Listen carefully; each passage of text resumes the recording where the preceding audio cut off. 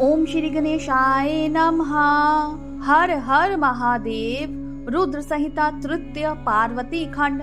हिमालय के स्थावर जंगम दिव्य स्वरूप एवं दिव्यता का वर्णन। मैना के साथ उनका विवाह तथा मैना आदि को पूर्व जन्म में प्राप्त हुए सनकादि के शाप एवं वरदान का कथन। नारद जी ने पूछा, ब्राह्मण पिता के यज्ञ में अपने शरीर का परित्याग करके दक्ष कन्या जगदम्बा सती देवी किस प्रकार गिरिराज हिमालय की पुत्री हुई, किस तरह अत्यंत उर्ग तपस्या करके उन्होंने पुनः शिव को ही पति रूप में प्राप्त किया, यह मेरा प्रश्न है। आप इसे भली भांति और विशेष रूप से प्रकाश डालिए। ब्रह्मा जी ने कहा, मुने नारद, तुम पहले पार्वती जी के माता पिता के जन्म, विवाह और अन्य भक्ति वर्धक पावन चरित्र सुनो। मुनि श्रेष्ठ उत्तर दिशा में पर्वतराज हिमावन नामक महान पर्वत है, जो महातेजस्वी और समृद्धशाली है। उसके दो रूप प्रसिद्ध हैं, एक स्थावर और दूसरा जंगम। मैं संक्षेप से उसके सूक्ष्म स्थावर स्वरूप का वर्णन करता हूँ। वह रमणीय पर्वत नाना प्रकार के रत्नों का आकर खान है और पूर्व तथा पश्चिम समुद्र के भीतर प्रवेश करके इस तरह खड़ा है मानो भूमंडल को नापने के लिए कोई मानदंड हो। वह नाना प्रकार के वृक्षों से व्याप्त है और अनेक शिखरों के कारण विचित्र शोभा से संपन्न दिखाई देता है। सिंह, वाग्य आदि पशु सदा सुख पूर्वक सब उसका सेवन करते हैं। हिम का तो वह भंडार ही है, इसीलिए अत्यंत उर्ग जान पड़ता है। भांति भांति के आश्चर्यजनक दृश्यों से उसकी विचित्र शोभा होती है। देवता, ऋषि, सिद्धू और मुनि उस पर्वत का आश्रय लेकर रहते हैं। भगवान शिव को वह बहुत ही प्रिय है, तपस्या करने का स्थान है। स्वरूप से ही वह अत्यंत पवित्र और महात्माओं को भी पावन करने वाला है। तपस्या में वह अत्यंत शीघ्र ही सिद्धि प्रदान करता है। अनेक प्रकार के धातुओं की खान और शुभ है। वही दिव्य शरीर धारण करके वह स्वर्ग सुंदर रमणीय देवता के रूपों में भी स्थित है। भगवान विष्णु का अविकृत अंश है, इसीलिए वह शैलराज साधु संतों को अधिक प्रिय है। एक समय गिरिवर हिमावन ने अपनी कुल परंपरा की स्थिति और धर्म की वृद्धि के लिए देवताओं तथा पितरों का हित करने की अभिलाषा से अपना विवाह करने की इच्छा की। मुनीश्वर उस अवसर पर संपूर्ण देवता अपने स्वार्थ का विचार करके दिव्य पितरों के पास आकर उनसे प्रसन्नता पूर्वक बोले। देवताओं ने कहा, पितरों, आप सब लोग प्रसन्नचित होकर हमारी बात सुने और यदि देवताओं का कार्य सिद्ध करना आपको भी अभीष्ट हो तो शीघ्र वैसा ही करें। आपकी ज्येष्ठ पुत्री जो मैना नाम से प्रसिद्ध है, वह मंगल रूपिणी है। उसका विवाह आप लोग अत्यंत प्रसन्नता पूर्वक हिमावन पर्वत से कर दे। ऐसा करने पर आप सब लोगों को स्वतः महान लाभ होगा और देवताओं के दुख का निवारण भी पग पग पर होता रहेगा। देवताओं की यह बात सुनकर पितरों ने परस्पर विचार करके स्वीकृति दे दी और अपनी पुत्री मैना को विधि पूर्वक हिमालय के हाथ में दे दिया।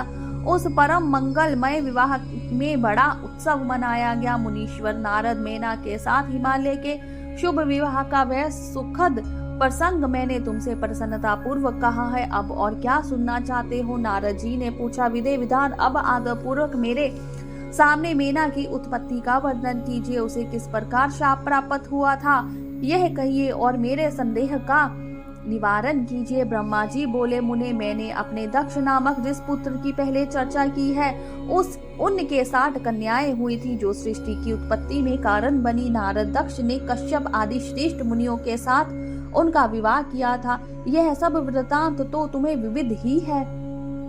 अब प्रस्तुत विषय को सुनो। उन कन्याओं में से एक स्वधा नाम की कन्या थी जिसका विवाह उन्हीं के पितरों के साथ किया। स्वधा की 3 पुत्रियां थी जो सौभाग्यशालिनी तथा धर्म की मूर्ति थी। उनमें से ज्येष्ठ पुत्री का नाम मैना था, मंजली धन्या के नाम से प्रसिद्ध थी और सबसे छोटी कन्या नाम कलावती था। ये सारी कन्याएं पितरों की मानसी पुत्रियां थी। उनके मन में प्रकट हुई थी इनका जन्म किसी माता के गर्भ से नहीं हुआ था, अतः ये अयोनिजा थी। केवल लोक व्यवहार से स्वधा की पुत्री मानी जाती थी।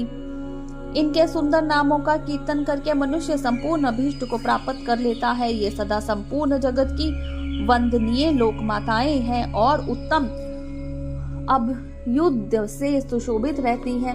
सबकी सब परम योगिनी, ज्ञान निधि तथा तीनों लोकों में सर्वज्ञ जा सकने वाली है मुनीश्वर। एक समय वे तीनों बहनें भगवान विष्णु के निवास स्थान श्वेत द्वीप में उनका दर्शन करने के लिए गई। भगवान विष्णु को प्रणाम और भक्ति पूर्वक उनकी स्तुति करके वह उन्हीं की आज्ञा से वहां ठहर गई। उस समय वहां संतों का बड़ा भारी समाज एकत्रित हुआ था।